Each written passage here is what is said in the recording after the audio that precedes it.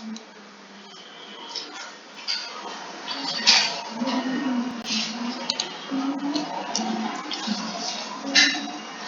Last time ಹೇಳಿದ್ದು theory ನೆನಪದಾನ? Compound interest, simple interest ಅದು ನೆನಪದಾನ? ಮತ್ತೊಂದು ಸರ್ತಿ ರಿವೈಸ್ ಮಾಡೋಣ. ಹಾಂ, so first, what is simple interest? Simple interest means, let us say, yeah, whatever amount, let us say 10,000. 10,000 1 lakh ಅಂತಂದ್ರೆ ಏನಾಗ್ತದೆ ಅವಾಗ? ಡೆಸಿಮಲ್ಸ್ ಬರಲ್ಲ. That is why we choose such numbers. ಯಾಕೆ 1 lakh only? ಯಾಕಂದ್ರೆ ಎಕ್ಸಾಂಪಲ್ ಅದು ಚಲೋ ಅನಿಸ್ತದೆ. Like when we come to compound interest, ಅವಾಗ ಎಕ್ಸಾಂಪಲ್ ಚಲೋ ಅನಿಸ್ತದೆ. So let us say you have given 1 lakh rupees to somebody on simple interest 10% per annum. ಸರಿನಾ? ಈಗ ಸಿಂಪಲ್ ಇಂಟ್ರೆಸ್ಟ್ ಒಳಗೆ for 3 years, he said 3 years, 3 ವರ್ಷ ಆದ್ಮೇಲೆ ರೊಕ್ಕ ವಾಪಸ್ ಕೊಡ್ತೀನಪ್ಪ ಅಂತ ಹೇಳ್ದ ನಿಮ್ ದೋಸ್ತ್. ಆಯ್ತಪ್ಪ ಅಂತ ಕೊಟ್ಟಿ. ಸೊ ಜಾನ್ ಫಸ್ಟಿಗೆ ಕೊಟ್ಟಿ, ನೆಕ್ಸ್ಟ್ ಇಯರ್ ಜಾನ್ ಫಸ್ಟಿಗೆ ಹೋಗ್ತಿ, 10% of this he will repay you 10,000 rupees. Okay? Second year is 2022. You go on 2023 Jan 1st ಅಂದ್ರೆ ಮತ್ತೆ ನಡುವೆ ಭೇಟಿ ಆಗ್ತಿರ್ತಿ, ಹಂಗೇನಿಲ್ಲ. ದೋಸ್ತಾನ ಅಂದ್ರೆ ಸೀದಾ ಅವತ್ತೇ ರೊಕ್ಕ ತಗೋಲಿಕ್ಕೆ ಹೋಗಲ್ಲ. Again 10% he will give. Third year again 2024 you will go, last year ಕೊಟ್ಟಿನ ಅಂತ ಅನ್ಕೊಳ್ರಿ, again 10% he will give. See, every time 10% he will give. So after 3 years, ಅಲ್ಲಿ ತನಕ he would have given you 30,000 as interest. As interest. Okay? So simple interest formula ನೀವು ನೋಡಿರ್ಬೋದು. ಇದು ಯಾವಾಗಲೂ interest earned ಇರ್ತದ. This is simple interest earned. Interest ಎಷ್ಟು ಬಂತು ಅಂತ ಇರ್ತದೆ. ಇದು ಅದ P into T into R upon 100. ಅಂದ್ರೆ P ಅಂತೂ ಇದ್ದೇ ಇರ್ತದ. ಸೊ ನೀವು P ಮತ್ತು P ಸೆಪರೇಟ್ ಮಾಡಿದಿ ಅಂತಂದ್ರ ನಾವು ಏನು ಯೂಸ್ ಮಾಡ್ತೀವಿ? ಇಂಟ್ರೆಸ್ಟ್ ಅರ್ನ್ಡ್ ಈಸ್, ನಾವೇನ್ ಥಿಂಕಿಂಗ್ ಯೂಸ್ ಮಾಡ್ತೀವಿ? ಇದು ಬರೀ ಮಗ್ಗಿ ಇದ್ದಂಗ ಅದ ಅಂತ ಅಂತೀವಿ ನಾವು. ಅದಕ್ಕೆ ಸಿಂಪಲ್ ಇಂಟ್ರೆಸ್ಟ್ ಅಂದ್ರೆ ಮಗ್ಗಿ ಇದ್ದಂಗ ಅದ ಅಂತ ಅಂತೀವಿ. 10 years 10% into 3 years by 100, which means ಇದು 10 into 3 30 ಆಯ್ತು. So 30% of P interest earned. ಈ ಕೇಸ್ನಾಗ ಅಂದ್ರೆ ಏನು, ಬೇರೆ ಕಡೆ ಎಲ್ಲ ಕಡೆನು wherever there is simple interest, it is finally simple interest is a function of time into rate. ಹೌದಾ? ಸೊ ಸಿಂಪಲ್ ಇಂಟ್ರೆಸ್ಟ್ ಯಾವಾಗಲೂ ಏನಿರ್ತದ? X% ಆಫ್ P ನೇ ಇರ್ತದ. We use this thinking. All right, ಮುಂದೆ ಏನು ಕ್ಯಾಲ್ಕುಲೇಟ್ ಮಾಡಬೇಕಾಗ್ಯದ, ಹೆಂಗೆ ಕ್ಯಾಲ್ಕುಲೇಟ್ ಮಾಡಬೇಕಾಗ್ಯದ ಅದನ್ನ ಅಲ್ಲಿ ಬಂದಾಗ ನೋಡೋಣ ಅಂತ. ಇದೇ ಕೆಲಸ ಕಂಪೌಂಡ್ ಇಂಟ್ರೆಸ್ಟ್ನಾಗ ಏನಾಗ್ತದ? Same thing. Let us say, understand this difference, everything else will be very easy. Same 1 lakh rupees you have given to your friend, same 10%, same 3 years. What happens? 10% first year, end of first year you go, he will actually 10,000 is due,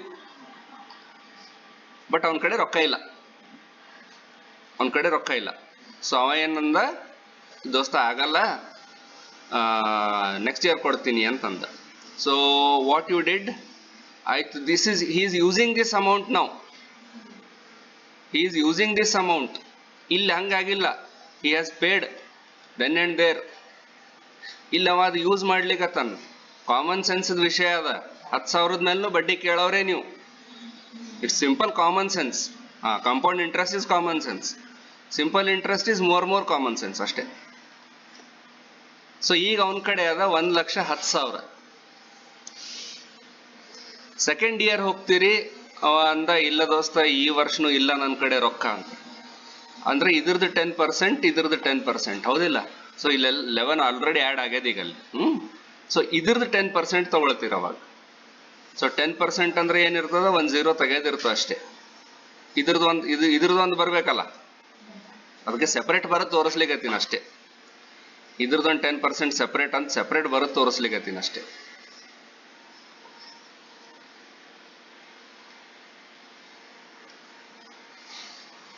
ಯಾವಾಗಲೂ ಈ amount ಅದು calculate ಮಾಡೋದಿರ್ತದ 10%. Simple ಇಂಟ್ರೆಸ್ಟ್ನಾಗ ನೋಡ್ರಿ ಆರೋ ಎಲ್ಲಿ ಹೋಗ್ಲಿಕ್ಕತ್ತದ, every time ಆರೋ ಆ 1 lakhಗೆ ಹೋಗ್ಲಿಕ್ಕತ್ತದ. Compound ಇಂಟ್ರೆಸ್ಟ್ನಾಗ ಇಲ್ಲಿ ಬಂತ ಆರೋ, ಇಲ್ಲಿ ಬಂತು ಅಂದ್ರೆ ಥರ್ಡ್ ಇಯರ್ಗೆ ಹೋಗ್ತೀವಿ ಮತ್ತ, ಅವಾಗ ಕೊಡ್ತಾನೆ ವಾಪಸ್, he will return, but this amount was there already with him.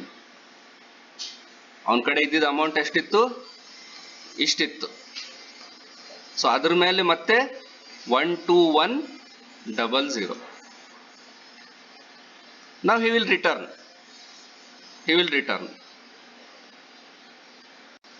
331. ಇದು ಟೋಟಲ್ ಅಮೌಂಟ್ ರಿಟರ್ನ್ ಮಾಡ್ಯಾನ. ಇದ್ರೊಳಗೆ ಇಂಟ್ರೆಸ್ಟ್ ಕಾಂಪೋನೆಂಟ್ ಎಷ್ಟಾಯ್ತು, -1 lakh rupees of principal. So 33100. ಇಲ್ಲೆಷ್ಟು ಬಂದಿತ್ತು, 30,000. ಇಲ್ಲೆಷ್ಟು ಬಂತು, 33,100 ಬಂತು. ಅಂದ್ರೆ same amount or same principal, same rate of interest, same period of time.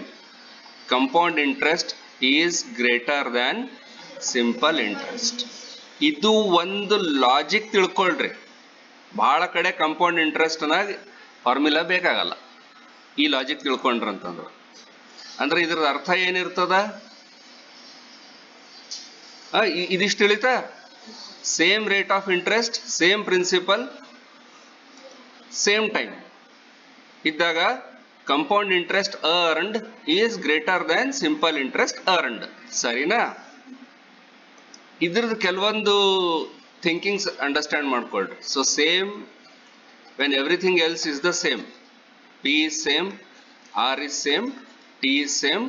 ನಾವೇನು ಎಸ್ಟಾಬ್ಲಿಷ್ ಮಾಡಿದ್ವಿ, compound interest earned is higher than simple interest earned. ಸರಿನಾ? Now same principle, all right, same rate of interest. If same principle, same rate of interest, ऐसा है, ऐसे situation में मेरे को compound interest is equal to simple interest आना है ಬರಬೇಕಾಗ್ಯದ, equal ಬರಬೇಕಾಗ್ಯದ. ಅವಾಗ ಏನಾಗ್ತದ, ಯಾವ್ದು ವೇರಿ ಆಗ್ತದೆ ಈಗ, time. Same P and R ಅಂದಿನಿ, ಟೈಮ್ ವೇರಿ ಆಗ್ತದ, ಟೈಮ್ ವೇರೀಸ್. ಲೆಸ್ ಆಗ್ತದೋ ಮೋರ್ ಆಗ್ತದೋ, ಕಂಪೌಂಡ್ ಇಂಟ್ರೆಸ್ಟ್ ಕೇಳಲಿಕ್ಕತ್ತೀನಿ. ಐ ಆಮ್ ಆಸ್ಕಿಂಗ್ ಇನ್ ಹಂಗ ಹೇಳಿದ್ರು ಕರೆಕ್ಟ್, ಹಂಗ ಹೇಳಿದ್ರು ಒಳ್ಳೇದು. ಟೈಮ್ ವೇರೀಸ್, ಈಕ್ವಲ್ ಆಗಬೇಕು. ಇವೆರಡು ಸೇಮ್ ಇದ್ದಾಗ simple interest takes more time, ಹಿಂಗೆ ಹೇಳೋಣ ಅಂತ. ಕರೆಕ್ಟ್, ಆಕಿ ಒಳ್ಳೇದಾಯ್ತು, ಅದೊಂದು ಇನ್ಕ್ಲೂಡ್ ಮಾಡ್ದಂಗೆ ಆಯ್ತು. ನಾನು simple interest takes more time,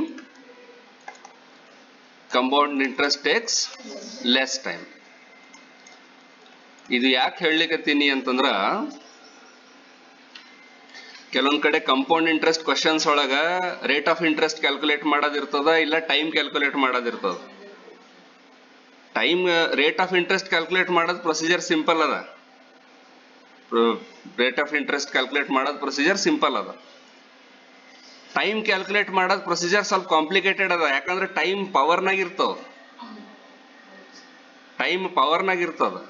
ಅಂದ್ರೆ ಮತ್ತೆ ಲಾಸ್ಟ್ ಸ್ಟೆಪ್ಪಿಗೆ ಲಾ ಆಫ್ ಇಂಡೈಸಸ್ ಎರಡು ಕಡೆ, ಒಂದ್ ಕಡೆ ನಾವು ಲಾ of indices questions in simplification ನಾಗ ಮಾಡ್ತೀವಲ್ಲ, this side U C 17 to the power 3.4 into 17 to the power 4.6. that side you see x to the power 17 to the power what, तो उस समय क्या होता, दोनों बेस सेम आ जाते। ये सब लॉजिक की बात है। when you are calculating time, at that time what will happen in compound interest questions, ಎರಡರದು ಬೇಸ್ ಸೇಮ್ ಆಗ್ತದ, ಇಂಡೆಕ್ಸ್ ವೇರಿ ಆಗ್ತದ. You see the index, you will get the answer. 2 ಬರಬೇಕು 3 ಬರಬೇಕು, ಇಂಡೆಕ್ಸ್ ನಾಗ ಆನ್ಸರ್ ಇರ್ತದ ಕಂಪೌಂಡ್ ಇಂಟ್ರೆಸ್ಟ್ ನಾಗ. All right. So compound interest, okay. So if principal is same and rate of interest is same, and you want compound interest to be equal to simple interest, at that time time varies. ಇರದೇ 3 variable ಅವ. Principal ನೀವು ಯಾವುದೇ ಇನ್ ಮುಂದೂ ಯಾವ್ದನ್ನ question ಇಷ್ಟು ದಿನ ಇಷ್ಟು chapters ಯಾವ್ದಾವ್ದು ನೋಡಿರಿ, ಎಲ್ಲಾನು ನೋಡ್ರಿ. Every chapter, every question, every concept 2 या 3 वेरिएबल रहते, उससे ज्यादा वेरिएबल नहीं रहते कभी भी. हमारा काम क्या, उसमें से एक वेरिएबल अननोन रहता.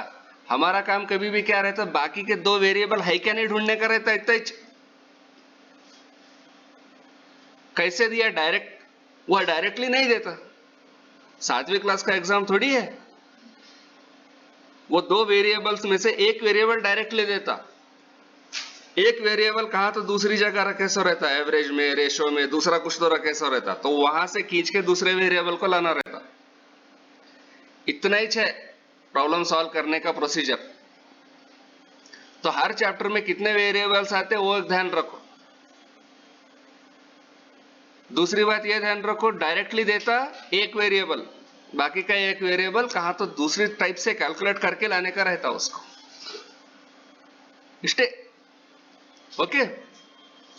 Now if same P and same T, again you want compound interest to be equal to simple interest. Now what will vary? Now rate of interest will vary, R will vary. How it will vary? Same hinge. Simple interest takes more rate of interest, SI takes more R, simple interest will take less R. Will more barbekagi, more R, this will need less R. Okay, that means in a question if simple interest rate of interest पूछा है तो हम क्या करते हैं, इसको directly simple interest method से calculate करते हैं. सिंपल इंटरेस्ट मेथड में ज्यादा दिखाता ना, ये टेक्स मोर आर, तो ये 17 दिखाता है. सिंपल इंटरेस्ट में 17% आए जैसा दिखाता है. हम लोग क्या करते हैं, उसको 16 लेते, क्योंकि कंपाउंडिंग होके 17 को गया ना, वो 16 लेते. अगर 16 नहीं है 17 आ रहा है, तो वो जब क्वेश्चन, हर क्वेश्चन को अलग अलग टाइप लेना पड़ता. ये कितना कितना बड़ा है, क्योंकि ये हर बार स्क्वेयर होते रहता. That also we will see. All right. 17 ತೋರಿಸ್ಲಿಕ್ಕತ್ತದ ಅಂತಂದ್ರೆ 16 ತಗೊಳ್ತೇವೆ ನಾವು. ಸೇಮ್ ಥಿಂಗ್ ಅಪ್ಲೈಸ್ ಫಾರ್ ಈ ಟಿ ಮತ್ತು ಆರ್ ಕಾಮನ್ ಇದ್ದಾಗ ಏನಾಗ್ತದ, principal will vary. Same thing in simple interest it needs more principal, in compound interest it needs less principal. Okay, iga then what I said, how to calculate. Now let us say one sample example we will see. idrolage percentage calculation nu matte onchu revise madadanga agtad nanu. Let us say 14,000 rupees is kept at 8% per annum, 3 years compound interest. Okay, 3 years compound interest. Irregular idradu, and question is what is compound interest earned? What is compound interest earned? All right, अब इसका regular method क्या है? compound interest earned is equal to P into full bracket 1 plus R by 100 raised to T minus 1, complete bracket close. तो P की जगह आएगा here now, P is 14,000, R is 8%, T is 3 years. Okay, so ಇದು ಬರೆದಾಗ ಏನಾಗ್ತದ, P into or P is 14,000 ಬರ್ದೇ ಬಿಡೋಣ 14,000 into 1 plus 8 by 100 raised to 3 minus 14,000 minus 14,000. Okay, so ಇದು ಏನಾಗ್ತದೆ ಈಗ inside the bracket this becomes 108 by 100 raised to 3 14,000 minus 14,000. ಇದು ಹೆಂಗೆ ಎಕ್ಸ್ಪಾಂಡ್ ಆಗ್ತದ 108 by 100 into 108 by 100 into 108 by 100 ಅಂದ್ರೆ ಏನು 108 ದ ಕ್ಯೂಬ್ ಮಾಡಬೇಕು ನೀನು ಕ್ಯೂಬ್ ಮಾಡೋದವ ಮೆಥಡ್ಸ್ ಅವ ಕ್ಯೂಬ್ ಮಾಡೋದ್ ಮೆಥಡ್ಸ್ ಅವ ಆಲ್ ರೈಟ್ ಬಟ್ ಆ ಮೆಥಡ್ ಈ ಕ್ಯೂಬ್ ಮಾಡೋದ್ರದಕ್ಕಿಂತ ಒಳಕ್ ನಿಮ್ ಕ್ವಶನ್ ಸಾಲ್ವ್ ಆಗಂಗಿತ್ತಂದ್ರ ಇದು ಲೆಂಗ್ದಿ ಆಗ್ತವ ಕ್ಯೂಬ್ ಮಾಡೋದಕ್ಕಿಂತ ಮೊದಲೇ ಬಿಫೋರ್ क्यूबिंग और the time taken to cube this 108 into 3 वही टाइम में अगर आंसर आया तो ये तो लंबा है लेंथी है ऑलराइट तो इसके बदले क्या कर सकते हैं इसके बदले हम अपना मेथड यूज कर सकते हैं अपना मेथड क्या है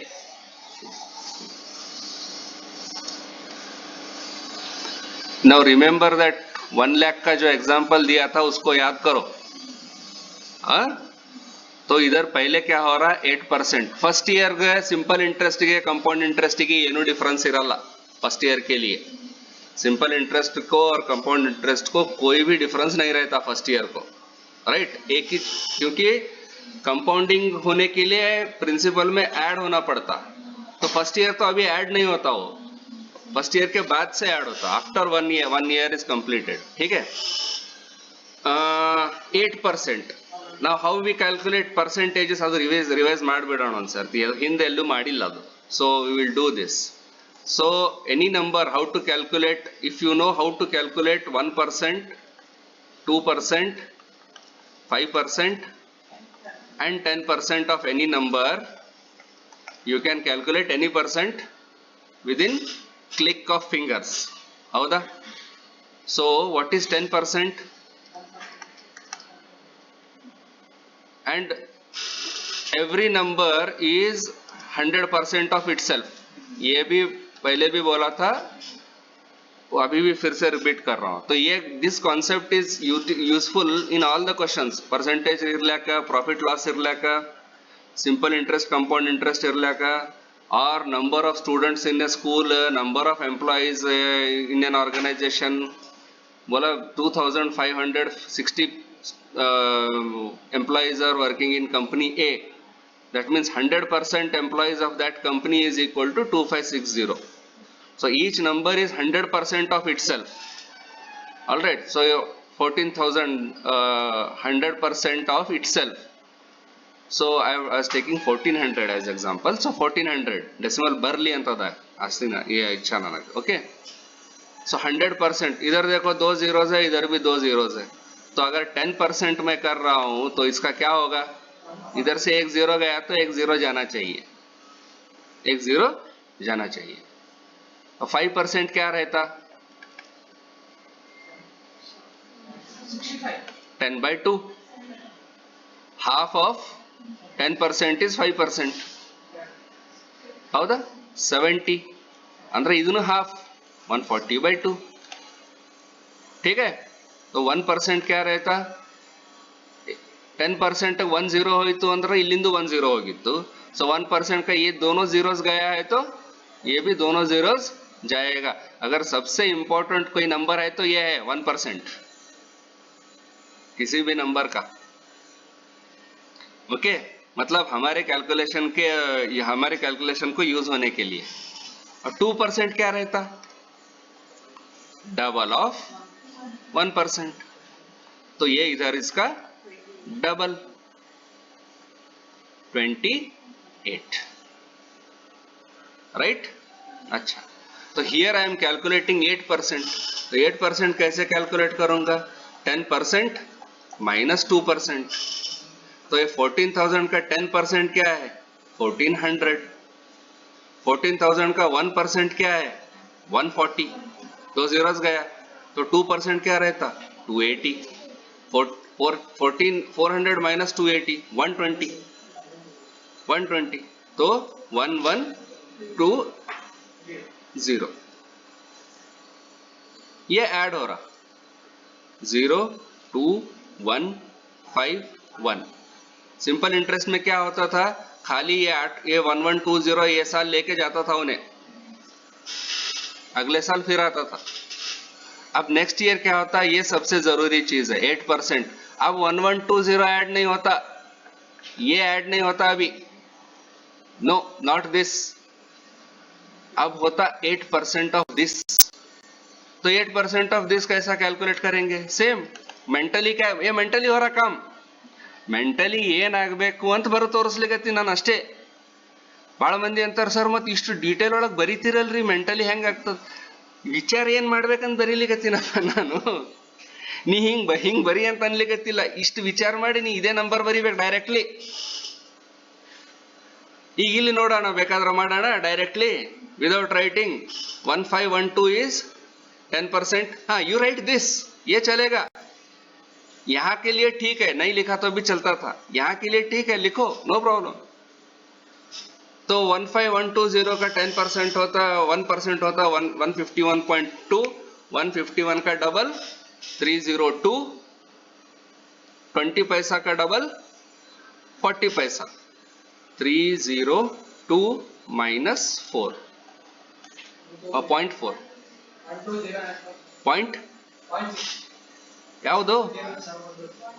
ಅಚ್ಚಾ, ಆನ್ಸರ್ ಕೋ ಗಯಾ ಕ್ಯಾ वो? ಓಕೆ, ಇದನ್ನು ಹೆಂಗ್ ಮಾಡ್ಬೇಕು ಹೇಳಿದ್ದೀನಿ, ಕ್ಯಾರಿ ತಗೊಳ್ಬಾರ್ದು, no need of carry, nothing. 512 minus 302, right? 212 हुआ, 210 हुआ, राइट? ये 210 में से 0.4 निकालो, 9.6 होता वो, 1209.6। मिनिमम राइटिंग से कर सकते हैं। Now add this 6 9 2 3 6 1। Now 8% of this. ಈ ಮೆಥಡ್ಲಿಂದ ಜಲ್ದಿ ಆಗ್ಬಿಡ್ತು, ಡೆಸಿಮಲ್ ಬರ್ಲಿಕ್ಕತ್ತದ ಬರ್ಲಿ, no problem. But decimal subtraction easily ಹೆಂಗ್ ಮಾಡ್ಬೇಕಂತ ಹೇಳಿನಿ, okay? I will not finish this, will leave it here. ಅಂದ್ರೆ ಇದು ಕ್ಯಾಲ್ಕುಲೇಷನ್ ಅಂದ್ರೆ ಏನು? ನೀನು 108 ಇಂಟು 108 ಇಂಟು 108 ನೀವು ಬೇಕಾದ್ರೆ ಮಾಡಿ ನೋಡ್ರಿ, ಇದು ಮಾಡ್ಲಿಕ್ಕೆ ಎಷ್ಟು ಟೈಮ್ ಬೇಕೋ ಅದಕ್ಕಿಂತ ಜಲ್ದಿ ಇದು ಆಗ್ತದೆ, उससे जल्दी ये होता। अब मान लो 112 इंटू 112 इंटू 112 है तो इससे भी ज्यादा टाइम लेगा, ठीक है? नॉर्मली 2 इयर्स 3 इयर्स का अभी डायरेक्ट क्वेश्चंस ऐसे नहीं पूछ रहे, आगे तुम इसमें देखे तो थोड़ा अलग अलग टाइप के क्वेश्चंस है। डायरेक्ट क्वेश्चंस ಇಲ್ಲ, ಮೊದಲೇನ್ ಮಾಡಿದ್ವಿ ಅವು ಡೈರೆಕ್ಟ್ ಇದ್ದು, ಇದರೊಳಗೆ ಡೈರೆಕ್ಟ್ ಇಲ್ಲ, okay? Another simple logic, extend useful logic, all right? This is useful. Percentage ಇದು ಇನ್ನೊಂದು ಇದು ಹಾಗೆ ಡೀಟೇಲ್ಡ್, ಅದು ನಾವು ಏನ್ ಸಿಂಪ್ಲಿಫಿಕೇಶನ್ ಸಲುವಾಗಿ ಏನ್ ಯೂಸ್ ಮಾಡ್ತೀವಲ್ಲ ಅದನ್ನೇ ಇಲ್ಲಿನೂ ಯೂಸ್ ಮಾಡ್ಬೇಕು, ಅದನ್ನೇ ಇಲ್ಲಿನೂ ಯೂಸ್ ಮಾಡ್ಬೇಕು। ಸಿ, ಒಂದು ಕಾನ್ಸೆಪ್ಟ್ ಎಲ್ಲರೇ ಕಲ್ತೀರಿ ಅಂತಂದ್ರೆ ಎಲ್ಲ ಕಡೆ ಅದನ್ನೇ ಯೂಸ್ ಮಾಡ್ಬೇಕು। ಮಲ್ಟಿಪ್ಲಿಕೇಶನ್ ಮಾಡೋದದ 108 ಇಂಟು 108 ಅಂತಂದ್ರ ಒಂದು ಟೆಕ್ನಿಕ್ ಕಲ್ತೀರಿ ನೀವು, ಆ ಟೆಕ್ನಿಕ್ ಯೂಸ್ ಮಾಡ್ಬೇಕು ಎಲ್ಲ ಕಡೆ, ಆ ಟೆಕ್ನಿಕ್ ಯೂಸ್ ಮಾಡ್ಬೇಕು ಎಲ್ಲ ಕಡೆ। 108 ಇಂಟು 100 ಪ್ಲಸ್ 108 ಇಂಟು 8 ಕ್ಯೂಬ್ ಹೇಳಲಿಕತ್ತಿಲ್ಲ, ಸುಮ್ನೆ ಇಲ್ಲೇ ಎದುರಿಗೆ ಕಾಣಿಸ್ಲಿಕ್ಕತ್ತದ ನಂಬರ್ ಅಂತ ಹೇಳಲಿಕತ್ತೀನಿ ನಾನು ಅಷ್ಟೇ। 108 ಇಂಟು 100 ಇಸ್ ವೆರಿ ಈಸಿ, 10800। ಇದು ಸ್ಕ್ವೇರಿಂಗ್ ಟೆಕ್ನಿಕ್ ಹೇಳಲಿಕತ್ತಿಲ್ಲ ನಾನು, ಸುಮ್ನೆ ಮಲ್ಟಿಪ್ಲಿಕೇಶನ್ ಕಾಣಿಸದ ಅಂತ ಹೇಳಲಿಕತ್ತೀನಿ ನಾನು ಅಷ್ಟೇ। 108 into 8, 100 into 8 is 800, 8 into 8 is 64, 864। जिधर भी मल्टीप्लिकेशन दिखा है यही चूज करना, जिधर भी परसेंटेज कैलकुलेशन दिखा है यही चूज करना, है ना, तब काम जल्दी जल्दी होता। अच्छा ठीक है, ये 3 साल के लिए हो गया। 2 साल के लिए आया तो 2 इयर्स कंपाउंड इंटरेस्ट आया तो बहुत सिंपल है काम। Suppose 12% 2 years, if it is for 2 years, this is very simple. Again here squares का लॉजिक यूज होता है। 3 years का आया तो क्यूब का लॉजिक यूज नहीं होता, लेकिन 2 years का आया तो स्क्वायर्स का लॉजिक यूज होता है। ऑलराइट, सपोज सिंपल नंबर लेके देखते हैं। 10,000 रुपीज 12%, फर्स्ट ईयर 1200, राइट, तो कितना हो गया 11200। सेकेंड ईयर 12% ऑफ दिस, 12% कैसा करेंगे 10% प्लस 2%, 10% क्या है 1120। ಹಿಂಗ್ ಬರೀರ್ಬೇಕಾದ್ರೆ ಜಲ್ದಿ ಆಗ್ತದೆ ಕೆಲಸ, ಸೆಪರೇಟ್ ಬೇರೆ ಕಡೆ ಬರೆದು ಇಲ್ಲಿ ಮಾಡಬೇಡ್ರಿ।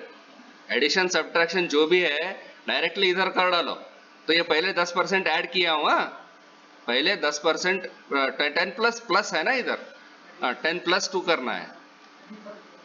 ओके 2%, 1% इज 112, 112 का डबल 224, ಇದು ಕಂಪ್ಲೀಟ್ 12% एडिशन ಆಯ್ತು ಇಲ್ಲಿ 4 4 5 2 1।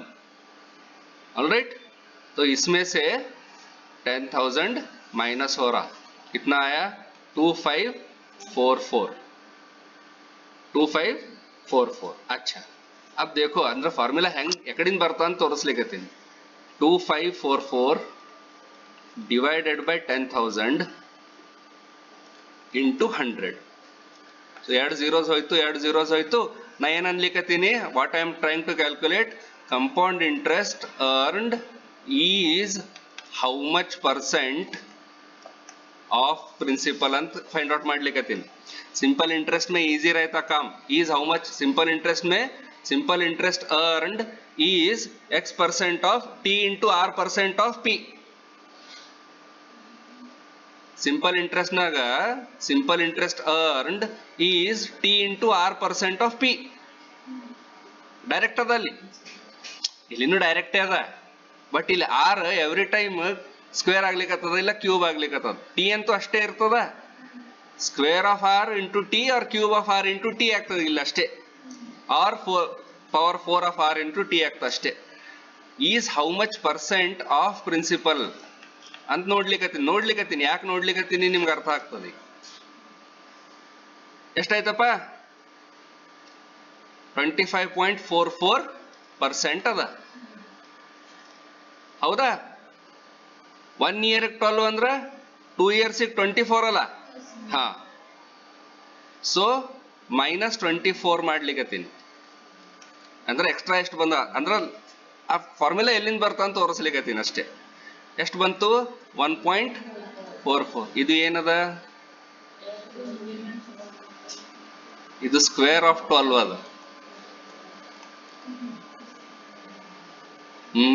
ಈ ಬರ್ಬೇಕು ನೋಡಿ, ನಾ ಹೇಳಿಲ್ಲ ನಿಮ್ಗ, ಈ ಬರ್ಬೇಕು, ಈ ಬಂದ ಅಂತಂದ್ರ ಹಾ ಕಾನ್ಸೆಪ್ಟ್ ಕ್ಲಾರಿಟಿ ಅಂದ್ರೆ ಏನಿರ್ತದ, ಪಿಕ್ಚರ್ ಕಾಣಿಸ್ಬೇಕು, ನಾವ್ ಏನ್ ಮಾತಾಡಿದ್ರು ಅದ್ರದ್ದು ಪಿಕ್ಚರ್ ಕಾಣಿಸ್ಬೇಕು, that is concept clarity.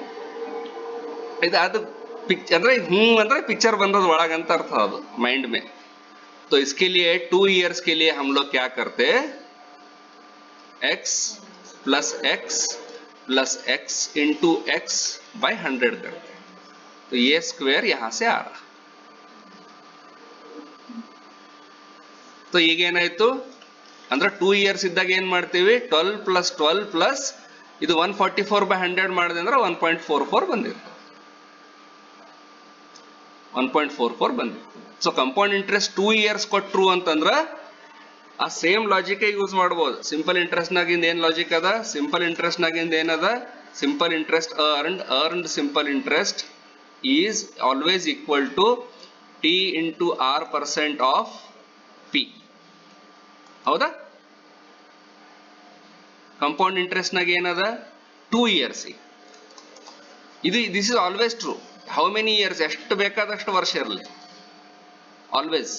ಇಲ್ಲೇನದ for 2 years, when the question is of 2 years, at that time you can use this formula, that is x plus x ಅಲ್ಲ, ಇಲ್ಲಿ x plus x ಎರಡು ಸೇಮ್ ಅವ, therefore x plus x ಇಲ್ಲಿ ಯಾವಾಗಲೂ ಸೇಮೇ ಬರ್ತದೆ, x plus y plus xy by 100. compound interest ಅಂದ್ರೆ every year you are using the same rate of interest ಅಲ್ಲ, so much percent. तो 2 साल के लिए आया तो डायरेक्टली ऐसा कैलकुलेट कर सकते हैं, यह प्रोसीजर करने की जरूरत नहीं है, लेकिन ये इजी है 2 साल के लिए, तो ये सबसे इजी है.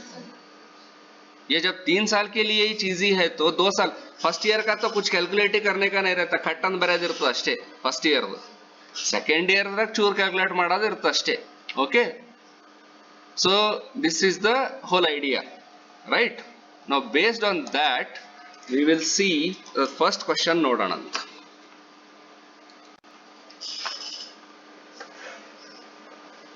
ಬಂದೈತೇನ್ ಫೈಲ್ ಅದು?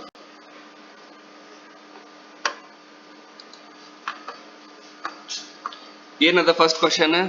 The compound interest earned by Suresh on a certain amount. Compound interest earned by Suresh on a certain amount at the end of 2 years. At the end of 2 years is